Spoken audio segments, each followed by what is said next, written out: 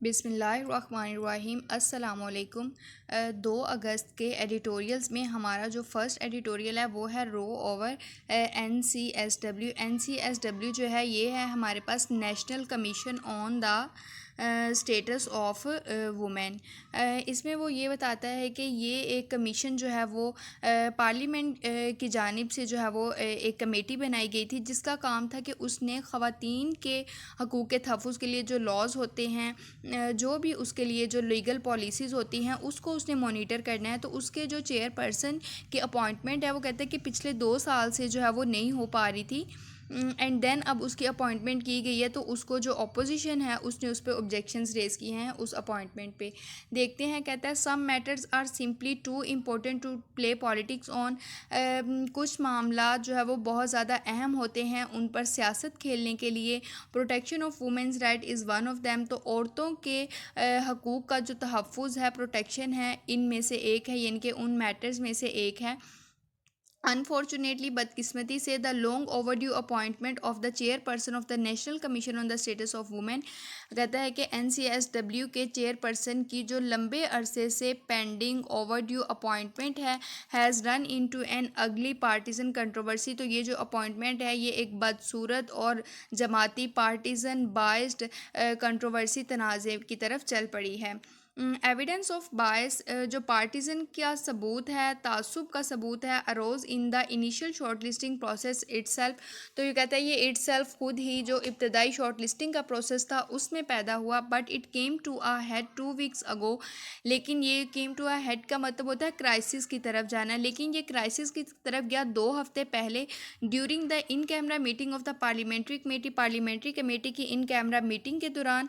और ये मीटिंग थी to appoint the head of the NCSW के हेड को अपॉइंट करने के लिए। अब वो बता रहा है कि NCSW के हेड की अपॉइंटमेंट जो है ये एक पोस्ट है that had been lying vacant for 2 years, जो कि पिछले 2 सालों से खाली जा रही है। ऑपोजिशन की उम्मीदवार जो फौजिया वकार थी उन्होंने 6 वोट्स जो है वो हासिल किए against 5 backed by the PTI candidate Nilofar Bakhtiar. और जो PTI की उम्मीदवार थी नीलोफर बख्तियार, उनके 5 वोट्स के ख़िलाफ़ जो अपोजिशन की उम्मीदवार थी फौजिया वकार, उन्होंने 6 वोट्स जो हैं वो पोल किए। एट दैट पॉइंट, इस मौके पर कमेटी चेयरपर्सन द PTI फलक नाज, PTI की फलक नाज जो कि इस कमेटी की चेयरपर्सन थी, announce she was using her casting vote. उन्होंने ये ऐलान किया कि वो अपना कास्टिंग वोट इस्तेमाल कर रही हैं। Whereby both candidates ended up with equal votes, जिस वजह से जो दोनों कैंडिडेट्स थे, उम्मीदवार थे, वो इक्वल वोट्स के साथ जो है वो ख़त्म हो गए। Legislators from the opposition accuse her of violating the rules. जो अपोजिशन के कानून साज थे, लेजिस्लेटर्स थे, उन्होंने उन पर जो है वो रूल्स को वायलेट करने का इल्ज़ाम लगाया। विच स्टिपुलेट, जो ये बयान करते हैं that the casting vote is use only, के कास्टिंग वोट सिर्फ तब इस्तेमाल किया जाता है when both candidates have polled an equal number of votes, जब दोनों कैंडिडेट्स जो है वो इक्वल नंबर ऑफ वोट्स हासिल करें। लास्ट वीक, पिछले हफ्ते, द गवर्नमेंट ने नेवरदालेस, इसके बावजूद, मिस बख्तियार को नोटिफाई किया as the new NCSW chairman. The PPP denounce the move in the strongest terms.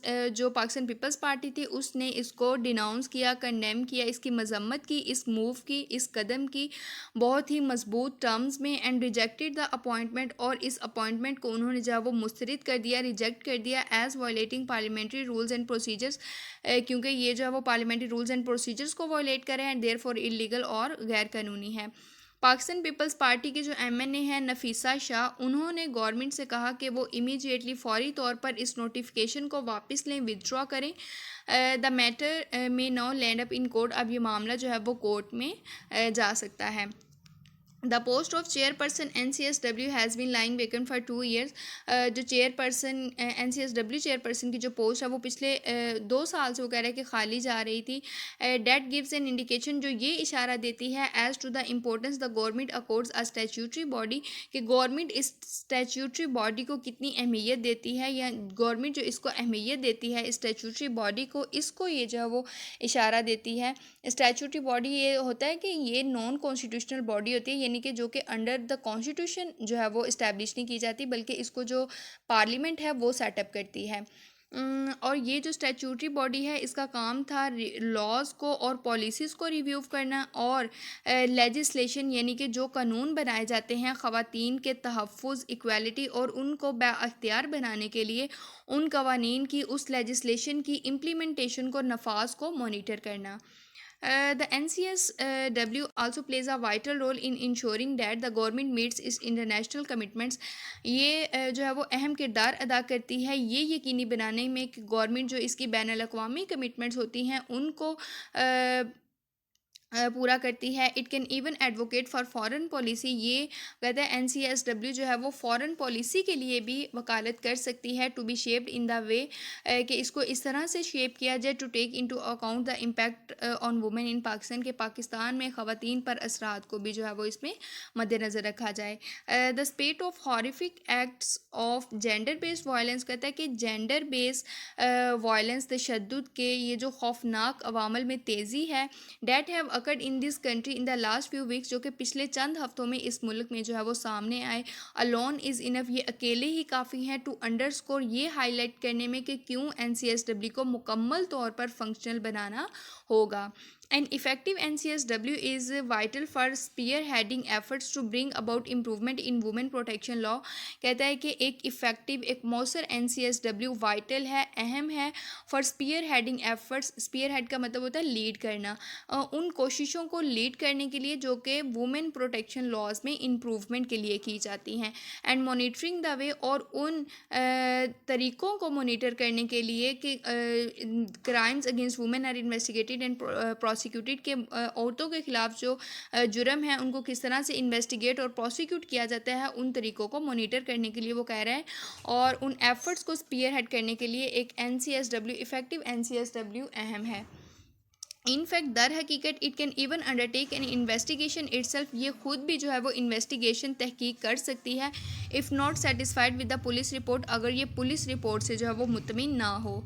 The commission was establish in 2000 जो ये जो कमीशन है NCSW है ये 2000 में जो है वो कायम किया गया था एज अ लैंडमार्क डेवलपमेंट एक तरीक़ साज तरक्की के तौर पर in the history of women's right in the country मुल्क में ख़वातीन के हकूक़ की हिस्ट्री में।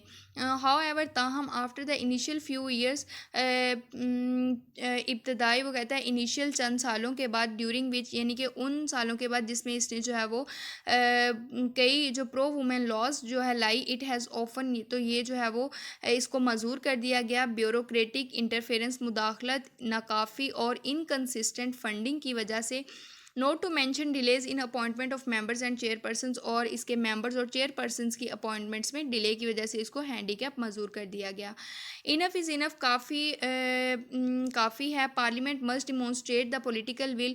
पार्लियामेंट को जो है वो पॉलिटिकल एक सियासी ताकत का विल का जो है वो मुजाहरा करना होगा to review the law under which the NCSW was establish उन लॉज को रिव्यू करने के लिए जिनके अंडर NCSW को जो वो कायम किया गया था एंड इंश्योर डैट और ये यकीनी बनाना होगा कि एक जो है वो फुली मुकम्मल तौर पर बाइख्तियार और ख़ुद मुख्तार कमीशन जो है वो एग्जिस्टेंस में आए वजूद में आए डैट वाज प्रॉमिस जिसका वादा किया गया था।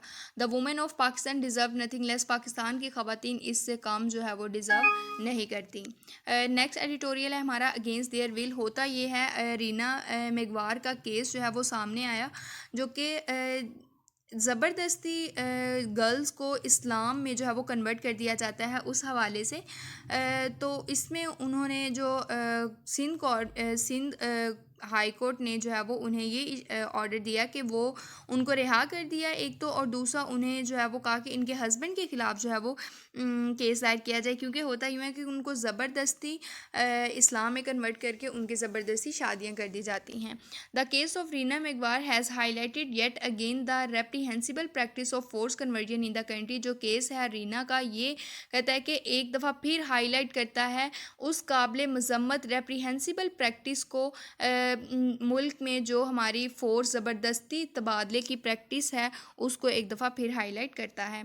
The case emerge last week. ये केस जो है वो पिछले हफ्ते सामने आया when a local court in Badin Sindh जब सिंध के शहर बदीन में मुकामी अदालत ने अलाउड द विक्टम को मुलजिम को इजाज़त दी टू लीव हर हस्बैंड अपने हस्बैंड को छोड़ने की and reunite with their family और अपनी फैमिली के पास वापस जाने की। This was Reena's third appearance in court since February 2021।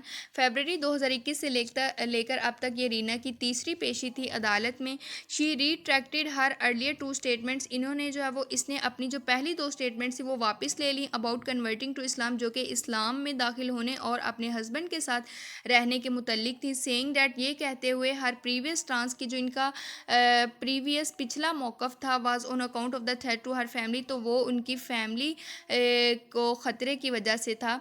The court not only ordered her release, court ने ना सिर्फ उनके रिहाई का जो है वो ऑर्डर दिया है, but also instructed the police to register new cases, बल्कि पुलिस को भी हिदायत दी है कि वो एक नया केस जो है वो रजिस्टर करे अगेंस्ट हर हस्बैंड, इनके हस्बैंड के खिलाफ। अनफॉर्चुनेटली बदकिस्मती से जो रीना की आजमाइश है ये गैर मामूली नहीं है।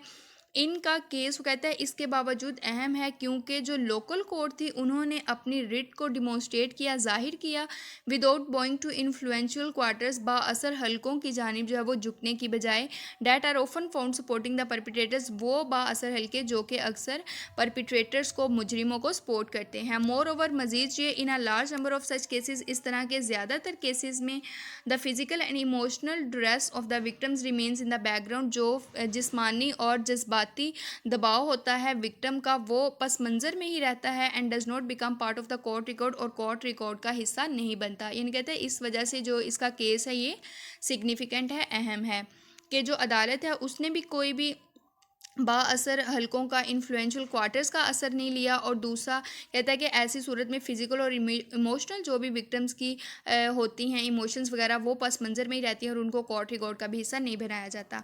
अ similar case occurred last year, इसी तरह का केस पिछले साल हुआ when a 13 year old Christian girl from Karachi was allowed to live with her so called husband.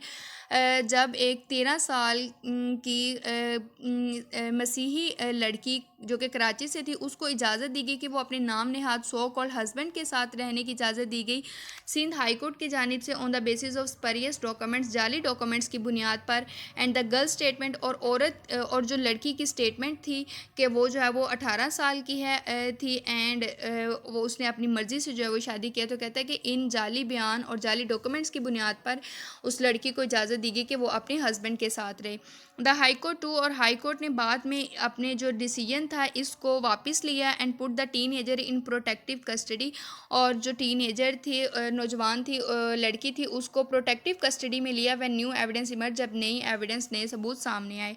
Estimates अंदाजे ये इशारा करते हैं कि 1000 लड़कियां जो है मिनॉरिटी अक़लियती कम्युनिटी से ज़्यादातर सिंध में are forcibly converted to Islam every year in the country, मुल्क में हर साल उनको जो है वो ज़बरदस्ती इस्लाम में कन्वर्ट होती हैं। Most of them are also under the legal marriageable age, जिनमें से ज़्यादातर जो है वो कानूनी मैरिजेबल शादीशुदा एज के अंडर होती हैं, यानी कि 18 साल से कम उनकी उम्र होती है। येट द अथॉरिटीज़, ताहम कहते हैं जो अथॉरिटीज़ हैं वो हिचकिचाती हैं, हेजिटेंट हैं टू टेक एक्शन लेने में, क्योंकि जो परपिट्रेटर्स हैं, मुजरिम हैं, often have connections in high circles, उनके हाई सर्कल्स में जो है वो राब्ते होते हैं। Implementation of child marriage laws, कहते हैं चाइल्ड मैरिज लॉज का नवाज जो है वो उसको यकीनी बनाना होगा to curtail at least one aspect of force conversion, इस ज़बरदस्ती तबादले के कम अज़ कम एक पहलू को रोकने के लिए। It also time for the Sindh assembly to push back against regressive elements, ये सिंध असम्बली के लिए भी वक्त है कि वो रिग्रेसिव एलिमेंट्स के खिलाफ पुश बैक करे who had taken objection to a bill to deter force conversions, यानी कि वो रिग्रेसिव एलिमेंट जिन्होंने फोर्स यानी कि ज़बरदस्ती कन्वर्जन्स के बिल को रोकने के लिए जो एतराज़ात उठाए थे, and succeeded in stopping it's passage, और इस बिल को पास होने से रोकने में वो कामयाब हो गए थे। तो कहते हैं कि सिंध असम्बली को ऐसे रिग्रेसिव एलिमेंट्स को पुश बैक करना होगा, ये भी उसके लिए वक्त है। ये थे हमारे 2 अगस्त के एडिटोरियल्स। इंशाल्लाह नेक्स्ट एडिटोरियल्स के साथ मिलेंगे। कमेंट सेक्शन में अपनी सजेशंस ज़रूर दें। अल्लाह हाफिज़।